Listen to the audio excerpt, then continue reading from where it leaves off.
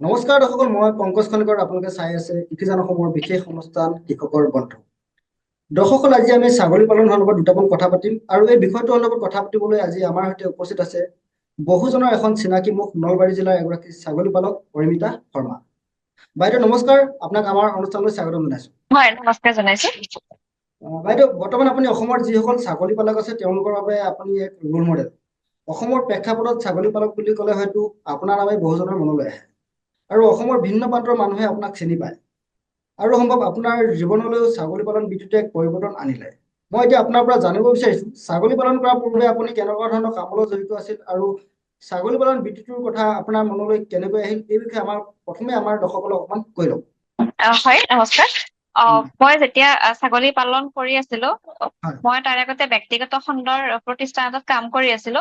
উম, কিন্তু ধৰক কাৰোবাৰ অধীনত কাম কৰাতকৈ নিজৰ কিবা এটা কৰাৰ ইচ্ছা এটা মনত ৰাখি হয় এতিয়া বহুতখিনি মাৰ্কেট ষ্টাডি কৰিলো। ষ্টাডি কৰাৰ পিছত এটা বস্তু পালো, অসমত ছাগলীৰ চাহিদা বহুত আছে।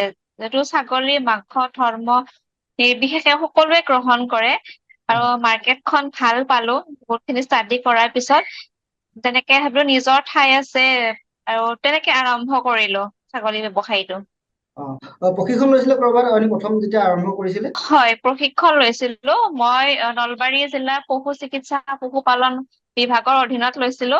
তাৰপিছত নলবাৰী ইউকো আৰ চিটি লৈছিলো আৰু অসম পশুধন নিগমৰ অধীনতো মই প্ৰশিক্ষণ লৈছিলো। মানে ছাগলী পালন কৰিবলৈ কৰাৰ পূৰ্বে এইখিনি প্ৰশিক্ষণখিনি আপুনি লৈ লৈছিল হয়, মানে প্ৰথমতে ছাগলী ফাৰ্মখন আৰম্ভ কৰিছিলো হয় কিন্তু ধৰক প্ৰথমতে কম সংখ্যকৰে আৰম্ভ কৰিছো কিন্তু পিছলে যেতিয়া ছাগলীৰ সংখ্যা বাঢ়িলে তেতিয়া প্ৰশিক্ষণৰ প্ৰয়োজন অনুভৱ কৰি কিনে মই বিভাগৰ লগত যোগাযোগ কৰি মই এইখিনি ট্ৰেইনিং লৈছিলো। বাইদেউ প্ৰথমতে কিমানটা ছাগলী আপোনাৰ ছাগলী ফাৰ্মখন আৰম্ভ কৰিছিল হয়, প্ৰথমটো বহুত কম সংখ্যকেৰে আৰম্ভ কৰিছিলো। 5টা হয় ছাগলীৰে আৰম্ভ কৰিছিলো। অ তাৰে মাজত ধৰক আমাৰ প্ৰায় 100 ছাগলীলৈকে হৈছিলে উম, কিন্তু এতিয়া আমি কিছুমান ধৰক NLM প্ৰজেক্ট অসম চৰকাৰৰ কিছুমান প্ৰজেক্টত আমি ছাগলী দি আছো। হয় সেইটো কাৰণে এতিয়া অকমান কমি আছে অ আৰু এটা কথা আমি ধৰক ইমান 18 চনৰ পৰাই কৰি আছো ছাগলী ব্যৱসায়। উম, তাৰ পৰা আজিলৈকে যিমান খিনি ছাগলী পালকে আমাৰ পৰা ছাগলী লৈছে হয় তেওঁলোকৰ পৰা আমি ছাগলী হয় সংগ্ৰহ কৰি তেওঁলোককো আমি এটা উচিত মূলধন দি কিনে আমি ছাগলী খিনি সংগ্ৰহ কৰি আনো। তেনেকে মানে ধৰক কম বেচ হৈ থাকে আৰু মানে ছাগলী যি আপোনালোকৰ পৰা যিবিলাক পোৱালি নিবি তাত মানে তেওঁলোকে পোহেগৈ আৰু পোহাৰ পাছত ডাঙৰ হলে আপোনালোকে ছাগলীটো আপোনালোকে নিজে ক্ৰয় কৰে হয় হয়, কাৰণ কি তেওঁলোককো আমি এখন মাৰ্কেট এখন দিব লাগিব। সকলোৱে ধৰক প্ৰপাৰ মাৰ্কেটখন নাপাব পাৰে যিহেতু আমি চৰকাৰৰ অধীনত কিছুমান প্ৰজেক্টত আমি ছাগলী দি আছো গতিকে আমাৰো এমাউন্ট এটা ছাগলীৰ প্ৰয়োজন হয়। অ কোৱান্টিটি আমাক লাগে।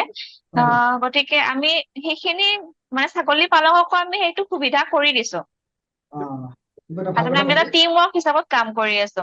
হয় হয় বাইদেউ মানে আপুনি যিহেতু 2018 চনৰ পৰা ছাগলী পালন কৰি আছে অসমৰ মানে কোনবিলাক জাতৰ ছাগলী অসমৰ ভাল আৰু ভাল এই বিষয়ে অকমান কওকচোন ছাগলী হাট প্ৰথমতে আমাৰ অসমৰ যিটো থলুৱা ছাগলী উম ছাগলীটো ভাল বুলি ক'ব লাগিব কিন্তু ধৰক ছাগলী খিনি আমাৰ যিটো মানে ৱেট হব লাগে বা ৱেট গেইন হব লাগে সেইটো যিহেতু নহয় অ এতিয়া আমি প্ৰিফাৰ কৰো ক্ৰছবিট ছাগলী কাৰণ কি খৰচটো একেই পৰে যিমান খিনি ধৰক অসমৰ থলুৱা ছাগলী এটা পুহিলে আমাৰ যিমান খিনি খৰচ হয় উম সিমান ক্ৰছবিট ছাগলীৰো একে খিনি খৰচ হয় কিন্তু এইটো কি হয় আপোনাৰ বিক্ৰীৰ সময়ত এইটো মানে দামৰ এটা হিউজ ডিফাৰেন্স এটা আহে। অসমৰ থলুৱা ছাগলী বিক্ৰী কৰিলে যিমান খিনি পাব কিন্তু ক্ৰছবিট ছাগলী এটা বিক্ৰী কৰিলে বেছি এমাউন্ট এটা পায় যিহেতু ফাৰ্মখন যোনেকে নকৰক কিয় ব্যৱসায়িক ভিত্তিত যিহেতু কৰা হয় গতিকে ক'ত লাভ হয় ক'ত লোকচান হয় সেই দিশটো আমি চাব লাগিব সেইটো কাৰণে আমি যিখিনি মাইকী ছাগলী সেইটো কাৰণে ক্ৰছবিট ছাগলী খিনি প্ৰিফাৰ কৰো এইটো বহুত ধুনীয়াকে আমাৰ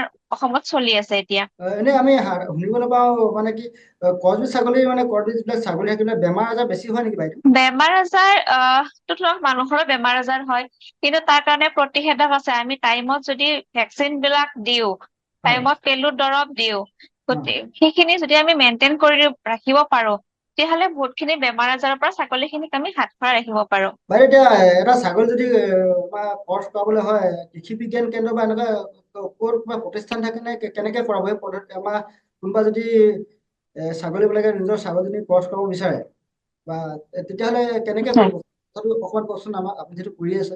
ক্ৰছ কৰাব লাগিলে একচুৱেলি যদি মানে ফাৰ্মিং ভিত্তিত কৰে মানুহে, তেতিয়াহ'লে ফাৰ্মখনত বা একচুৱেলি যাৰে কি নহওক ছাগলী পুহিলে উম, নিজৰ মানে ফাৰ্মখনত মেল এটা ৰাখিব লাগে, মতা ছাগলী এটা ৰাখিব লাগে। হয় তেতিয়া হলে কি হয়, যিখিনি মানে মাইকী ছাগলী থাকিব সোনকালে হিটত আহে, সেইটো অ, কৰিব পাৰে। আৰু হয় ধৰক AI চিষ্টেমটো আছে, সেই এটা কৰিব পাৰে, কিন্তু সেইটো কিমান দূৰ ফলপ্ৰসূ হ'ব সেইটো মানে গেৰাণ্টি ল'ব নোৱাৰি। যদি মানে মতা ছাগলী এটা ৰাখে, সেইটো নিশ্চয়কে তাৰমানে লাভদায়ক হয়। বাইদেউ মই এটা কথা, আপুনি যিবিলাক এতিয়া ছাগলী বা সম্ভৱ আপুনি বাহিৰৰ পৰা বাহিৰত মানে বাহিৰৰ যিবিলাক উন্নত জাতৰ ছাগলী আছে, সেইবিলাক ছাগলীও আপুনি সম্ভৱ পুহিছে। এইবিলাক মানে ক'ৰ পৰা সংগ্ৰহ হয়, কৰে?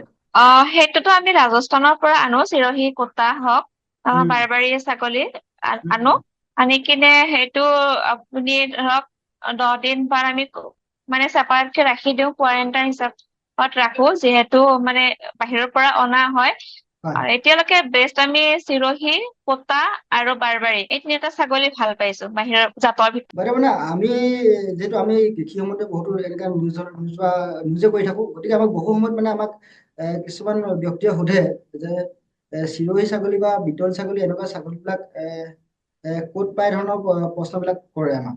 আহ, এই বিষয়ে আমাৰ অসমত এনেকুৱা ক'ৰবাত পায় নেকি?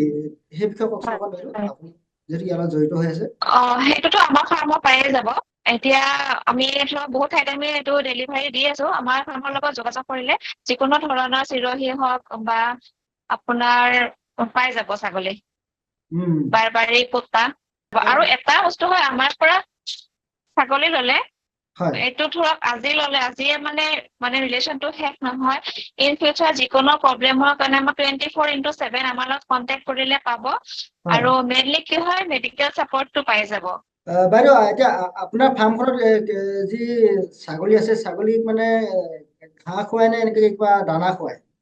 এ, এই বিষয়ে কওকচোন আমাক অকণ। এইটো এক টাইম ঘাঁহ দিয়া হয় ৰাতিপুৱা। তাৰপিছত দানাটো থাকে, দানাটো ধৰক আপোনাৰ চাপৰৰ পৰা, এতিয়া মাকৰ চিজনত মাকৈ দিয়া হয়। হয় যিটো গোট ফিড হয়, গোট ফিড দিয়া হয়।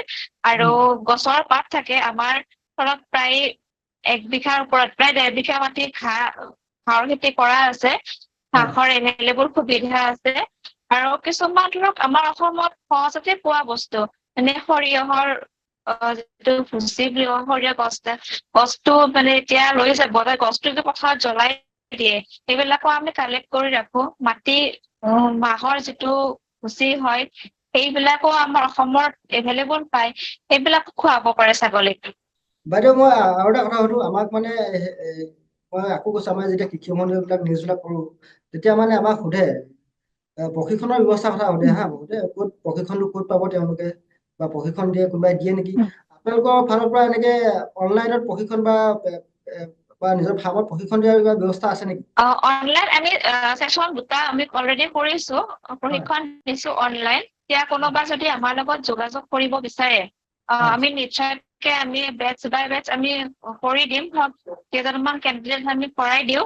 আমাৰ লগত বহুত জ্যেষ্ঠ পশু চিকিৎসা বিষয়া আছে, হয় গোট ৰিচাৰ্চ চেণ্টাৰৰ চিনিয়ৰ চাইন্টিষ্ট আছে, বা উম, চিনিয়ৰ ডক্তৰো আছে আমাৰ লগত জড়িত হয়। তেওঁলোকৰ দ্বাৰা আমি ট্ৰেইনিংটো কৰাই দিওঁ অনলাইন। আৰু কিছুমান ধৰক নিজৰ ডিষ্ট্ৰিক্টৰ ভেটেনেৰী ডিপাৰ্টমেন্টৰ লগত জড়িত, যোগাযোগ কৰিলেও ট্ৰেইনিংটো ল'ব পাৰে। অ, বাইদেউ মই আৰু এটা কথা সুধো আপোনাক, এইটো কি বুলি কয়, আপোনাৰ যিহেতু আপুনি এতিয়া 18 বছৰৰ পৰা ছাগলী পালন কৰিছে, আৰু মানে অসমত এগৰাকী নাম জ্বলা মানে ছাগলী পালক হৈছেগে, আপোনাক জানে বহুতে। এই ক্ষেত্ৰত আপোনাক মানে কামখিনি আগবঢ়াই নিবলৈ ৰাজ্যৰ যি পশু চিকিৎসা বা পশুপালন বিভাগ আছে, তেওঁলোকৰ পৰা আপুনি কেনেকুৱা ধৰণৰ সহায় সহযোগিতা পাইছে, এই বিষয়ে আমাক অকমান কওকচোন। সহায় সহযোগিতা পাইছো, খুবেই ভাল মানে চাপৰ্ট কৰিছে। উম, মই 2023 বৰ্ষৰ নলবাৰী জিলা শ্ৰেষ্ঠ ছাগলী পালকৰ বঁটাও পাইছো। হয় তেওঁলোকৰ সহায় সহযোগিতা আমি পাইছো, নোপোৱা বুলিও নকওঁ। উম, তেওঁলোকে সদায় আমাৰ লগত আছে, চাপৰ্ট কৰে। যিকোনো মানে অসুবিধা হওক, যেতিয়া আমি বিচাৰো পাইছো বাৰু, ডক্তৰ খিনিকে হওক বা উম, মানে যদি কোনোবা ভাল কাম কৰে, প্ৰাণপটীয়াভাৱে আপুনি লাগি থাকে, আপুনি চাপৰ্ট নোপোৱা বা হেল্প নোপোৱাৰ একো কথাই নাথাকে। আমি যিখিনি বিচাৰিছো আমি চাপৰ্ট পাইছো। বাইদেউ মই শেষত আপোনাৰ পৰা এটা কথা সুধো শেষত আপুনি মানে যিসকলে ছাগলী পালন কৰিব বিচাৰে বা এগৰাকী মহিলাই ঘৰ কাম বনখিনি কৰাৰ উপৰিও এই ছাগলী পালনটো কৰিব পাৰিব আৰু নিজকে মানে অৰ্থনৈতিক সবল কৰি তুলিব পাৰিব বুলি ভাবেনে আপুনি? মানে ঘৰৰ কামখিনি কৰাৰ উপৰিও আমাৰ যিসকল নিশ্চয় পাৰে। হয়, কাৰণ কি ছাগলী পালন এনেকুৱা এটা ব্যৱসায়, ইয়াত আপুনি বহুত বেছি সময় দিব নালাগে, বহুত কম সময় দিব লাগে। আৰু এটা হ'ল ইহঁতৰ খৰচ কম, কাৰণ কি এনেই ছাগলী পালন ধৰক দুখীয়া মানুহৰ গাই গৰু বুলি কোৱা হয়। সেইটো কয়, এইটো এগৰাকী মহিলাৰ কাৰণে বহুত মানে এটা কম খৰচত কম সময় দিয়া বহুত এটা লাভদায়ক ব্যৱসায় হয়। আৰু ছাগলীৰ বজাৰখন অসমত মানে সম্ভাৱপূৰ্ণ বহুত এখন ভাল বজাৰ হয়। হয় তেওঁলোকে যিমানখিনি হ'ব লাগিছিলে সিমানখিনি হোৱা নাই। মই সকলোকে এইটোৱে মানে আহ্বান জনাব অনুৰোধ কৰো যে সকলোৱে ঘৰত এনে থকাতকৈ দুজনী হলেও কমচে কম ছাগলী পোহক, নিজৰ খৰচ নিজে ওলাওক। বিশেষকে মহিলাখিনিক মই কৈছো অৰ্থনৈতিকভাৱে বহুত ধুনীয়াকে মানে সবলীকৰণ হ'ব পাৰে ছাগলী পালনৰ দ্বাৰা। ধন্যবাদ বাইদেউ, আপুনি ব্যস্ত মাজত আমাক যথেষ্টখিনি সময় দিলে আৰু বহুখিনি গুৰুত্বপূৰ্ণ কথা ক'লে। নিশ্চিতভাৱে আমাৰ দৰ্শকসকলক এই কথাখিনি আপোনাৰ কথাখিনিয়ে মানে সহায় কৰিব। বাইদেউ ধন্যবাদ। ধন্যবাদ।